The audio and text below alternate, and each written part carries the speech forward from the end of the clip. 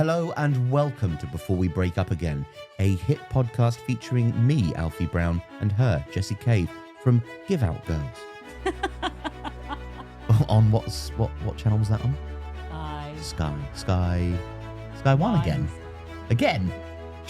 She's one of the hardest working actors on Sky One, isn't it? Do you like how, for reasons of feminism, I call female actors?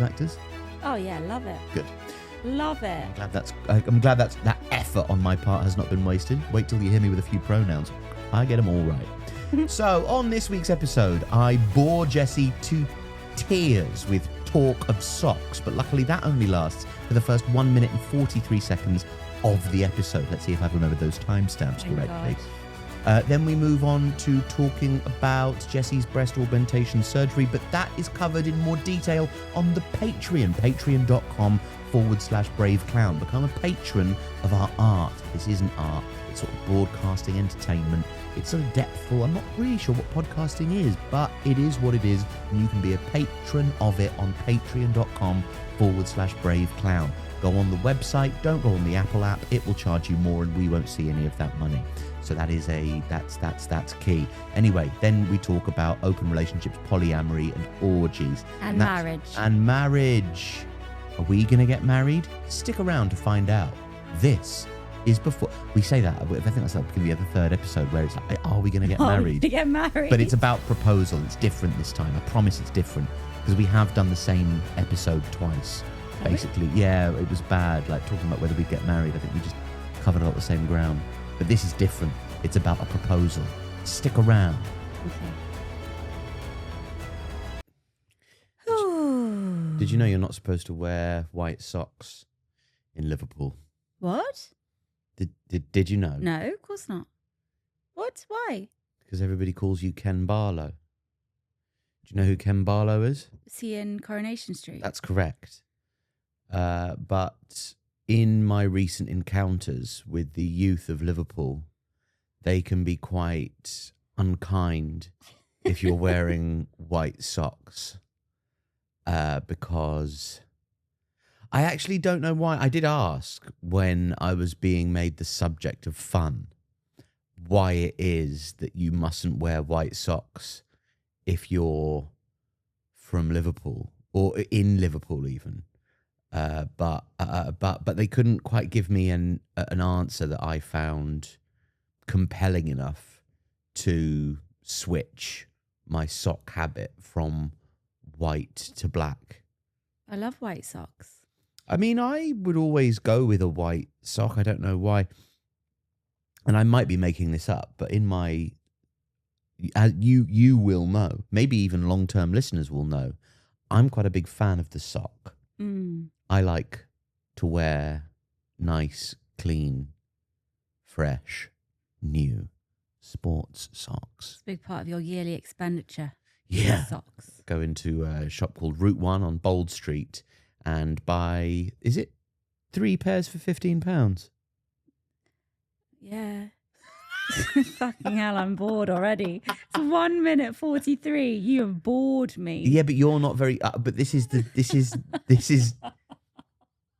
Do you not know how we start these podcasts yet? Oh my God! Hurry up! Finish the anecdote about socks. Okay, first of all, you can't level the word anecdote at me. I don't think I've come in here with anything as glitzy or glamorous as an anecdote. All I've done is started talking a bit of crap. And that's how we do these podcasts. We just start talking. Okay. Stuff will come. Trust me, I know. Rather than being bored by me, try and engage with it. I think the more interesting part of this conversation is why you're being made fun of and who by and where were you, rather than the fucking socks. Well, I'm not sure how much for safeguarding issues. I'm not sure how much information I'm allowed to give away. Okay. But I am... with a comedian friend of mine teaching stand-up to community youths. I actually don't know what the correct term is, but youths. Mm-hmm. I'm really glad you're doing it. I think it's really cool. And I've already said that I was going to do it. Yeah. Oh yeah, it's that. Anyway, they were younger than we expected, and and they amongst other things took a big issue with my socks. Well, you done what I asked though, because I requested the other day for you to show more ankle with your outfits, and you bought some little ankle jeans. Pedal pushers yesterday. The shops in Manchester are so good. If they had been here when I was at university, I would not have dropped out. Yeah. You would have run from shop to shop, wouldn't you? Yeah. Because Jessie used to run everywhere when she was at Manchester. Yeah, I was so stressed. Because I would she run. is and has always been mental. A runner. I've been a runner. But you would run in your like normal, with your school stuff and with your bags, in your normal shoes. You wouldn't be dressed up for a run, would you? No. I would actually say to my friends, guys, I'm sorry, I'm going to run there. You're being too slow. I'll meet you there. And they were very sweet. And they were like, okay, cool. Yeah, see you there. But given that you were only at Manchester University for a couple of weeks. No, I was there for 7 weeks. I left after 7 weeks. So your friends who you'd known for less than 2 months. No, because I went with 2 of my best friends. Right. Yeah, and you would say to them, you're going too slowly? Yeah, I would say to them, and they were very sweet. They understood. Yes, I went with one. What did they understand? They understood that I was finding it very difficult. So I went with one best friend who I'd been at the Art Foundation, I'd been at school with, and then the Art Foundation, and lived with her during the Art Foundation, and then we also went to Manchester together. Jesus. Yeah.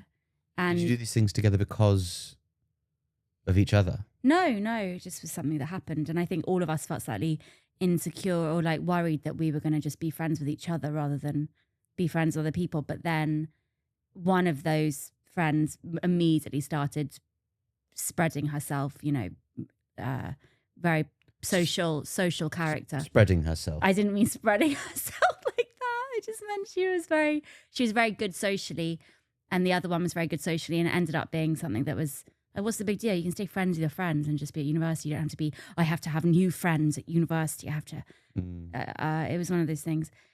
I did go back to visit them within that year. And it just was so funny thinking back on it, because Manchester doesn't look anything like it did then. I don't recognise anything compared to then. Apart from the Blue Rinse vintage shop. No, that wasn't there. You said this was here when I was in Manchester. No, it wasn't here. If this had been here, I would have stayed. That vintage shop. The vintage shop would have been enough. At the time, there was this really cool thing in the Northern Quarter. It was like a shopping centre in the Northern Quarter. I don't think it's there anymore.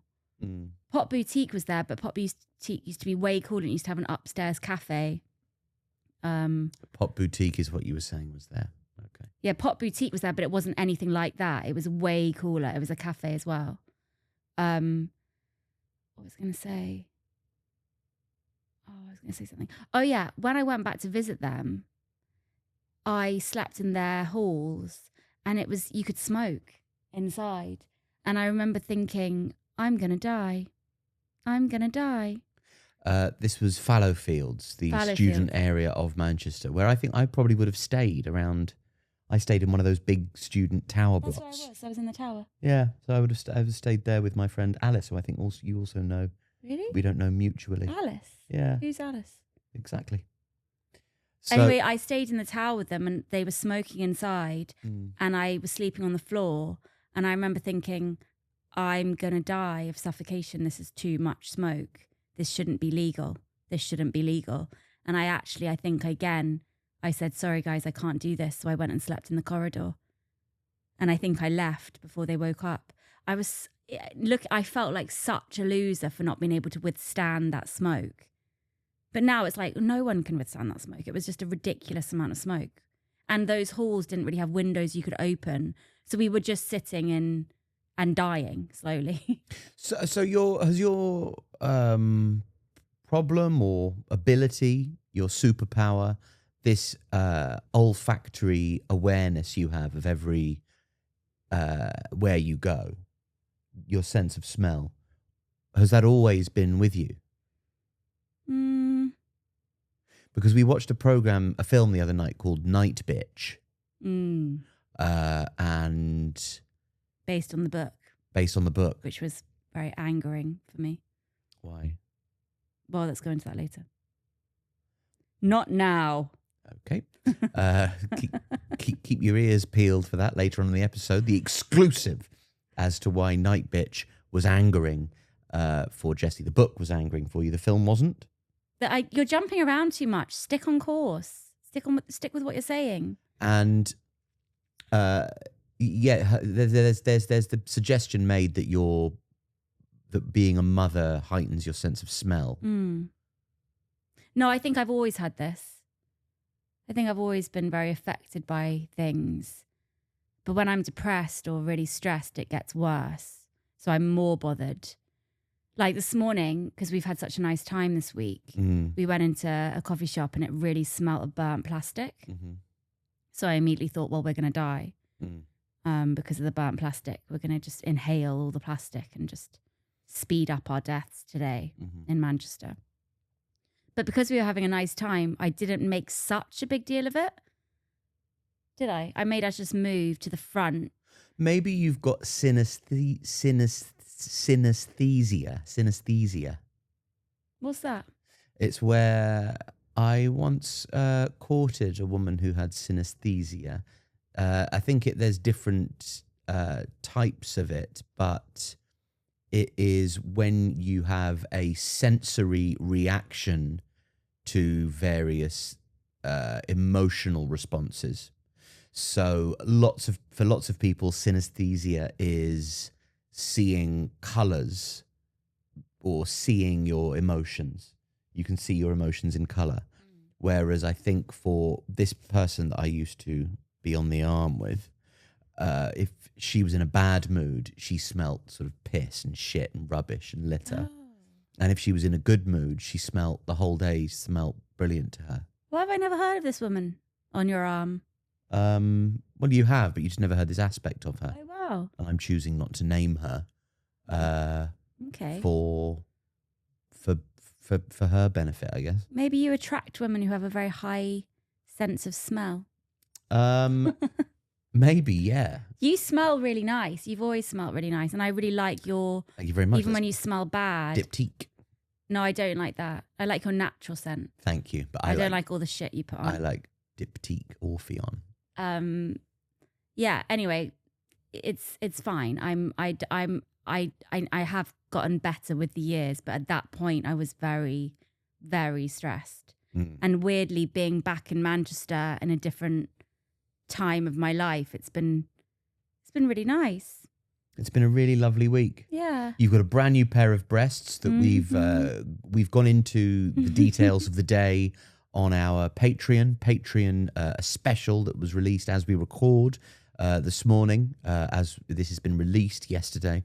And that, if you want to know the whole story, is up on the Patreon right this minute. It's been a really, really nice week. Lots of pain. It does hurt, but we've had a really nice time. I think both of us feel quite rejuvenated by doing something that we've been talking about for ages. Yes. And actually actioning a plan. Well, I think you do. I feel good because you seem happy and you have a nice big pair of tits and it's so sweet. It's like you're very cautious and it's like you're working out what you can do. And well, what you've got to work out as a man, the boyfriend, the husband, the hubster of a new pair of tits.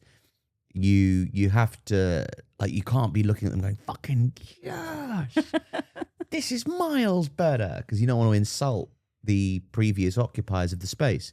But at the same time, you don't want to be like, good to see you, tits. Like, not being... So I've learned what the desired reaction to the tits is. Yeah, the pain has to be worth it. So I do want some audible reaction. Audible? Well, I want like, oh, wow, cool. Oh, I love them. Yeah. Well, that's more or less what I've been...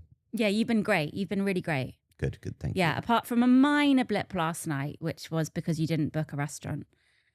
And you know how I need you to book restaurants. We didn't book a restaurant. We didn't book a restaurant. And I'm really not like, I'm not a prissy woman. So I'm not like, I need flowers and I need you to open doors and I need you to book restaurants and I need you to give me, I'm not like that at all. You were like that. No, I'm not like that at all. But last night, I think it would have been nice for you just to think ahead and think, oh, she's in quite a lot of pain. She's going to be hungry. I'll just make sure that we know where we're going to eat tonight. So we're not wandering around with her boobs hurting. Yeah. Trying to find a restaurant at 9 p.m. Yeah. So it would have been nice for you just to think about that a little bit. Yeah. But I didn't, I handled it well. You didn't. I just went silent for an hour. Yeah. The 2 places that I suggested you didn't want to go to, the booking of... What places? We walked, it doesn't matter. The 2 places that we walked past you didn't want to go to, there was... Also, do you remember once we went to Amsterdam on one of our other holidays a couple of years ago, or however long ago was it now? The last time we went on holiday together, if you can count going across the M62 to Manchester as a holiday, and getting a boob job as a holiday. I booked us a Japanese restaurant that I really wanted to go to, and you didn't fancy it. You didn't really like the Japanese restaurant, and it caused all mother of problems because you were in a restaurant that wasn't your desired restaurant. So because I am with somebody who is much pickier about what they want to eat than I am, you now need to carry the burden of choosing where we go, because I don't want, again, to choose a restaurant that then you're going to be upset with me for booking. I think that's a cop-out. So you are... Okay, no. You are in a pit of your own making, I'm afraid. No, I think you just forget to do stuff and you're quite self-absorbed sometimes. So you just kind of don't think ahead. You don't ever think ahead. You've responded without acknowledging at all what I just said. You can't blame me for something a year and a half ago and then say, well, that's why I'm never going to do that again. But I'm not blaming, I'm just saying I'm not, first, I probably won't, because there was also another time in Paris that you didn't want to be. Like anytime my brother had just died. But had your brother not just died, would you have enjoyed Le Fumoir? Absolutely not. Absolutely not. Because it had pea foam. It was a restaurant that had foam. Pea foam. Pea foam. Fucking loads of people. That's why it's such a successful restaurant. It wasn't, the decor was awful. It looked like some kind of like travel lodge. It was a gift. It was that dinner was a birthday present from my dad, who is now dead. Sorry. And you disrespected his memory to be by being albeit you were upset about your own. Anyway, we've come a long way since then. My point is that your pickiness around, like, and I don't know what, I was thinking about this the other day, like how I'm friends with like my friend Vaz, or my friend Adam, not Adam Robert, Adam who has died, like, or you. If we walk in somewhere and I'll go, oh, we'll sit there, and then I will never say to any 3 of you, oh, let's sit there, because you will all have your own very particular ideas about where you'd like to sit. Again, if it's up to like where you want to go, it has to be, you are... It's because you plonk yourself down wherever you go. You just like to plonk. Your aversion to me, like, can't I just be sitting? Yeah, but it's nice to have a nice place. I know it's nice to have a nice place, and I think where I've chosen is nice, but there is a distance between a nice place to sit and the very particular feng shui of where you need to sit in Bold Street Coffee that day. I am very particular about those things. I've got better with age. I used to be really particular. In my favourite coffee shop, I used to go to every day. What am I picking? Can you hear that? Mm-hmm. You can hear this? Yeah. I used to go into every day and have a coffee freezer from Coffee Republic, and in Coffee Republic in Ealing. Republic. And if I went into the shop and my favourite seat wasn't available, I would wait until it became available, like passively aggressively, kind of like hover. And there used to be the same woman who went in every day who was also neurodivergent like me, and we would both have to have our seats. And it ended up being that we were both kind of facing each other. As she ate, she would always have toast. I don't know why would you go to Coffee Republic and have toast? Because you're the same sort of mad as you, I guess. And she had this little dog that was obviously dying, and we would just stare at each other, both being like, yes, we're worn down by our own needs. But yeah, I got better with age. Well, obviously not that much better. Otherwise, last night wouldn't have been such a catastrophe. Well, I handled it well. I am always the person who comes first to you and says, "Sorry, let's have a nice time." What are you also always? Right, I'm always right. But what, you're always the one who says, "Come on, let's forget about it. Let's have a nice time." What are you also always? The one who causes a drama. The one who says, "Let's not have a nice time," and that's why it's on you. I never. And I know that this doesn't mean I'm not saying that I'm all right and you're all wrong, but I am never the one to start a fight. If you piss me off, I'll just go, oh well, and then move on with my day. In so much stuff. It's really. But I'm not holding it in. It just doesn't. It doesn't like fill me up, or I don't. It doesn't come out in hives. I'm not broken down by the weight of my resentments towards you. I'm quite simply not just venting every single thing I can think that I am not a particular fan of. I know. I do need to get better at controlling that urge to say everything to you. I don't know. I think it's really heightened when we're away from the kids because I feel the energy and the attention suddenly goes so much onto the self rather than when we're with the kids. It's about what do they need next? What can I do for them next? But also, it wasn't even last night. And this is another of my bugbears about the complexities of your personality and my navigating it as your boyfriend. Please do tell. Is that you weren't really like that. My having not booked a restaurant. Also, when did we all start needing to book restaurants on a Wednesday? That's the thing. We're both not used to that. You do need to book restaurants, apparently. It's really fucking annoying. But on a Wednesday? I know. What the fuck is going on? Everywhere booked and they make you feel silly. They make you say that you haven't booked when you turn up at the restaurant. They're like, can we help you? It's like, yeah, can we get a table? Do you have a reservation? You're a chain restaurant. Get a grip. This is why we're at a chain restaurant, because we didn't want to have to book. We didn't think we were going to the Savoy Grill. Anyway. You forgot what you were going to say now, didn't you? I did. Another thing, another bugbear. Oh, yeah. You were actually just upset about the fact that we spoke about open relationships. Yeah. And I was annoyed that you were taking time to roll your weed before we had eaten. So we had delayed 15 minutes. It's like, and you took time to smoke it before, like prioritizing yourself over me. But I wasn't. As I explained, like for the last 2 nights, that's something that we've done together. No, but no. For the last 2 nights, that's something that we've done together. So I assumed, wrongly, that for the 3rd night, because it helps with your pain. So I was doing it before dinner because that's what we'd done the previous 2 nights, because it helps with your pain. It was selfish. So I thought I was doing something to the benefit of both of us. I enjoy it. It helps with your pain. You'd done it the previous 2 nights. Little did I know that you weren't going to have that any last night. Lesson learned, but it wasn't selfish. And also there wasn't, it was the conversation about open relationships, brackets, that you started and then became incredibly tense because read into the subtext of what I was saying incorrectly and inferred that I would like to have an open relationship. Even though if you listened to the actuality of what I said, I didn't and don't want one at all. Go.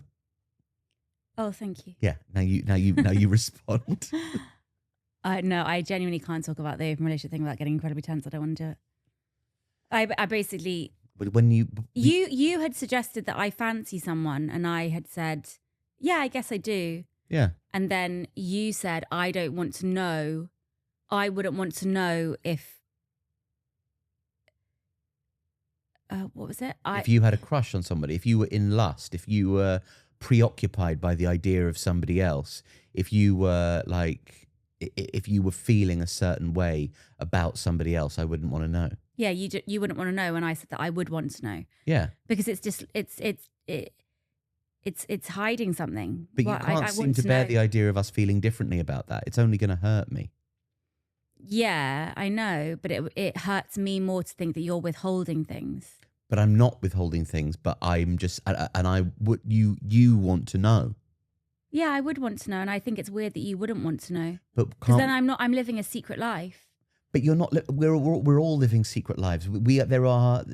There is an unknowable quality to us all. We can't know. That's why the line in the Wilco song is so brilliant. I can't, oh, I don't want to know.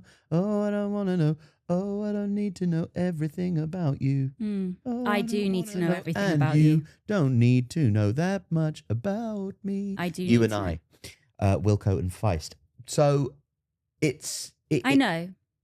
there is an extent to which you can never know everything that happens in my brain, which might drive you to distraction and crazy, but it is the way that it is. I guess it's more that I don't want to be made a fool of. So if you were having a secret crush on somebody, communications with somebody, ongoing flirtations with someone in face-to-face, That's different. Human contact, for a while that I didn't know about, I would feel like a fool months later if that came to light. Yeah. That's different. But that's an emotional affair. Yeah, and I think an emotional affair is as bad.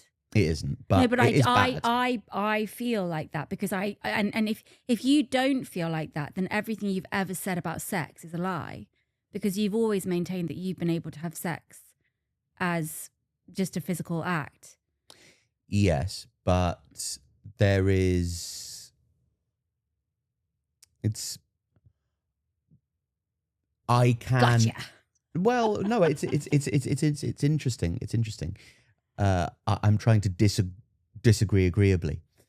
That's I think Rory Stewart and Alistair Campbell would make a nice couple.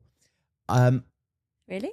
Yeah, because they can disagree agreeably. Like we Yeah, are they right do. now. They do disagree. Although in the last few episodes, I've noticed that Alice has got at Rory quite a lot. Yeah, I think the producers are probably saying, "Can you two have a bit more of a Barney about things?" Sometimes. No, I think that he's been snappy at Rory. Okay, so in the spirit of disagreeing agreeably, I think that if you're having an emotional affair with somebody, you can be. That involves texting them, talking with them, communicating in an overtly emotionally available way with them, maybe flirting. It's not. The differences between how I would be with that person and Adam or Vaz are very subtle. Like talking and texting are things I do with everybody. Fucking is something I only do with you. And therefore the level of keeping that as something that is just for us, you can be more cut and dried about whether or not I only kiss you on the mouth. I only fuck you. Should I carry on? I only. Yeah. Do you know what I mean? Yeah. Whereas, you know, with Vaz, it's always just kissing on the neck. Yeah, exactly. Yeah.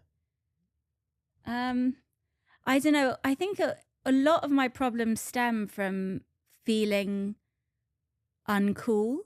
Mm-hmm. And I worry about not being cool because I've never been cool. So with the younger generation, or I don't know, maybe it's not just the younger generation. There's always been polyamory and open relationships, but I guess it's now just completely normal to say, oh, we're in an open relationship, or we're in a throuple, or I don't know. I hear about it so much, and I constantly worry that I'm not being cool by not doing those things. And I also, I think, have this insecurity that you have fucked so many more people than me, by such a large margin, that I feel jealous of that history. And especially given the uniqueness of our situation in a way, and that we've broken up twice and you fucked people in our breakups. I know I have too, but to obviously a much lesser degree. So I think it always comes down to just me feeling, oh, we have to do that because we have to be cool. We have to, and it's just completely pathetic that, because the truth is, and not to be derogatory about people who are in open relationships or in polyamory or whatever, anything like that, like there isn't a lacking between us. Like we are in love. I think we're in. You reckon, do you? I think we're in love with each other. I know that we have a really Don't good get cocky. sex life, and we have a really good companionship as well, and friendship, and like there isn't. I'm not lacking for anything. It would only complicate matters to say, let's bring someone else into this equation, and let's go and do this, and let's shake things up by going on dates with other people. Like it would just cause chaos. And it's like, well, what more do you need in life? We have a lovely family. We have a lovely relationship. We're trying our fucking best with our damned careers. Like, we don't need any more complications for now. It's like a frivolous thing to now try and be like, well, let's get a threesome on the way, or let's get a throuple, and let's go fuck 4 cowboys. That's Yeah. Well, yeah. 4 cowboys, of course.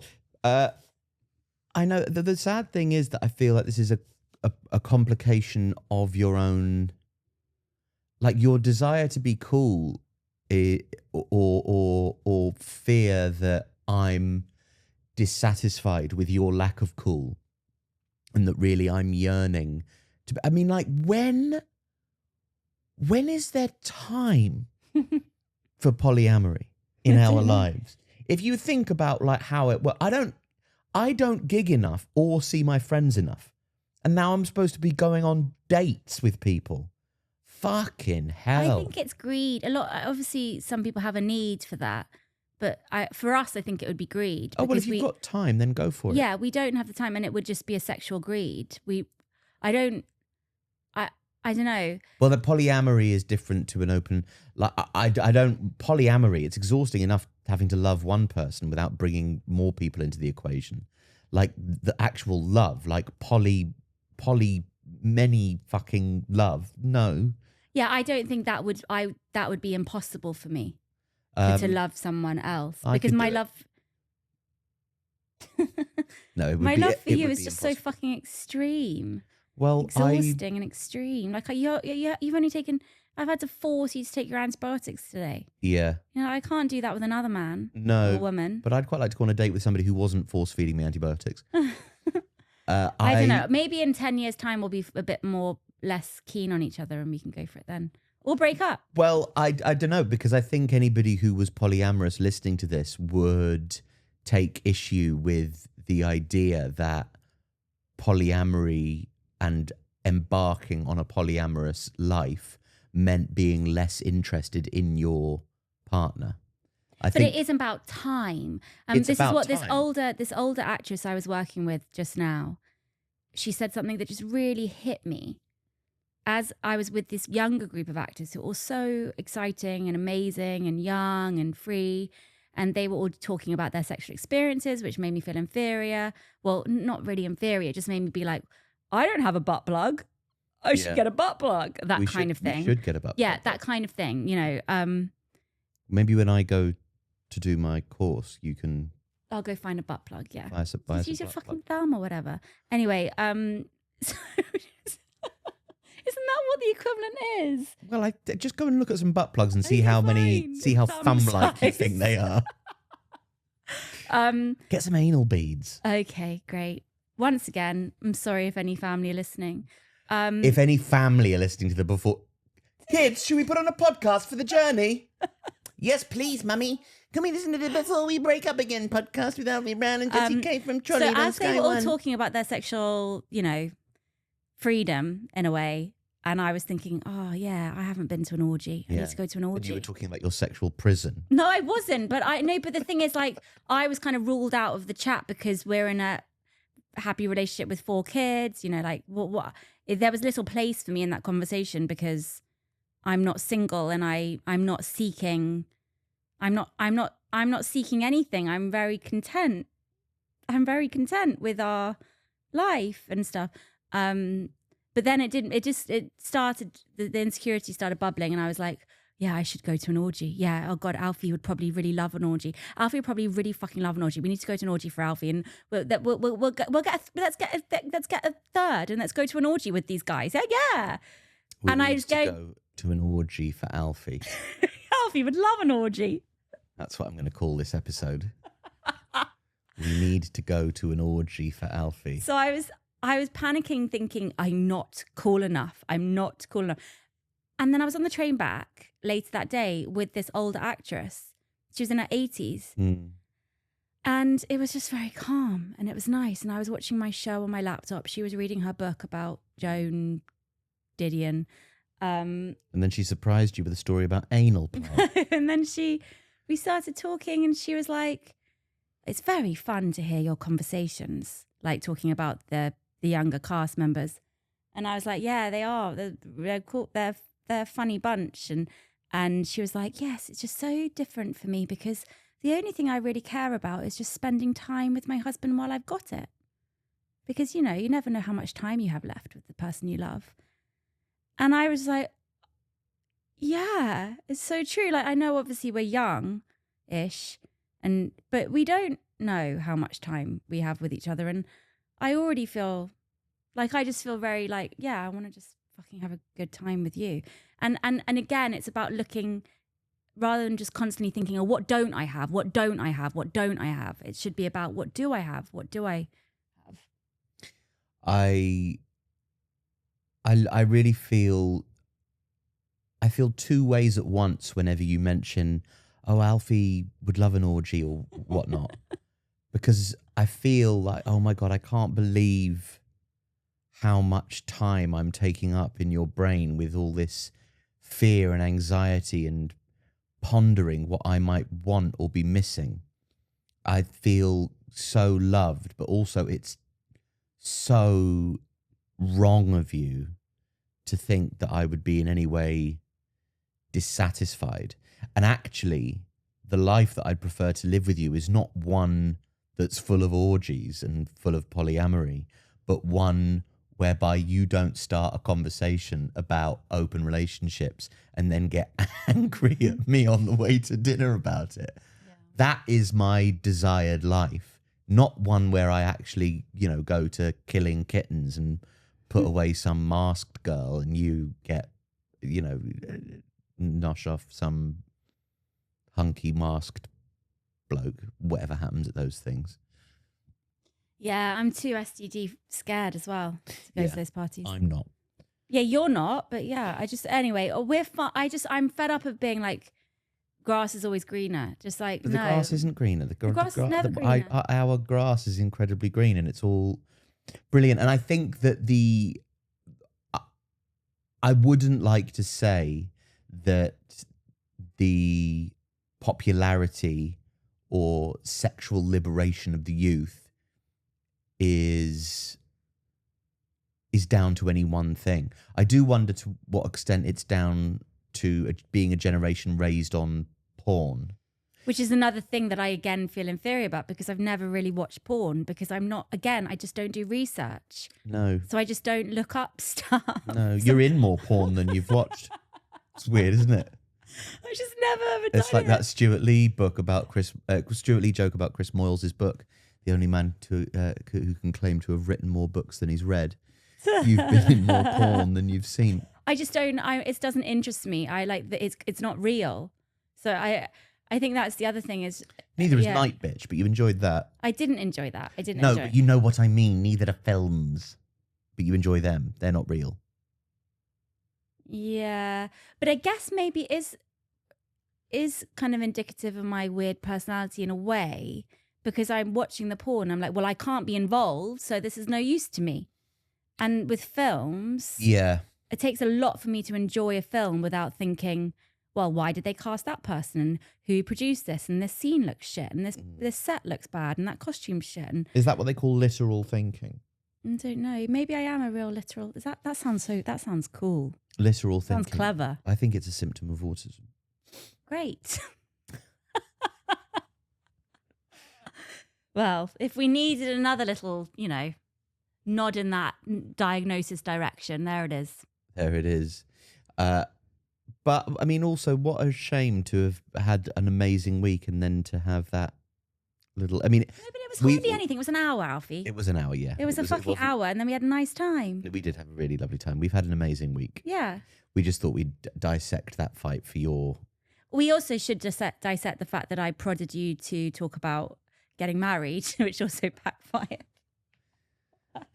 Well, that could have got into a fight too, but we managed to swerve that. I think when Jessie and if, the members of the Patreon will know how Jessie can be when she enjoys edible cannabis, because she took one and then did an episode, and it was a very, very well received episode. We should do that again, actually. I have no recollection. And this is obviously the public episode. So that's available on the Patreon, £4 a month. But members, long-term listeners will know what that's like. You'll know that she can be... I'm not sure if that actually manifested itself, the confrontational. But there was a couple of times when you had had your cannabis in the last couple of days. Once was at dinner when you said, those people are taking photos of me. Second time was when we walked out a ramen place that didn't have any space for us, going, they're talking about me in there. They're talking about me in there. And then we eventually did find a place to dinner. And you said to me, do you actually have any interest in getting married? And I went, yeah. And you went, because, it's just a bit weird, isn't it? We've been together for 12 years and you just never asked. Like, do you even care about it? Like, I think it looks a bit weird. I think it looks a bit weird. Apparently I was shouting. Because we didn't have a reservation for New Wave Ramen in Manchester.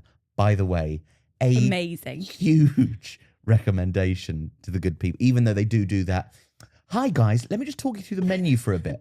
So this is a kind of crunchy, tangy thing that really kind of builds flavour from up underneath, and then it rises through the kind of partially permeable membrane of your mind into a kind of other realm of taste. And there's also like a kimchi thing, which you kind of have as extra spice, but it's like a sour spice that isn't spicy, but it does remind you of your childhood. So that's cool. It's like, what are you doing? Just tell me what it is, and stop performing to me. He was very sweet. He was, and he made us lovely drink. Anyway, it was great. We were at a bar seat, which meant we were sitting next to this woman by herself, desperately trying to read on her Kindle as Jessie shouted at me as this guy's making everybody like a fucking hibiscus martini or whatever he's doing. Jessie's going, I think it would just be nice to be asked.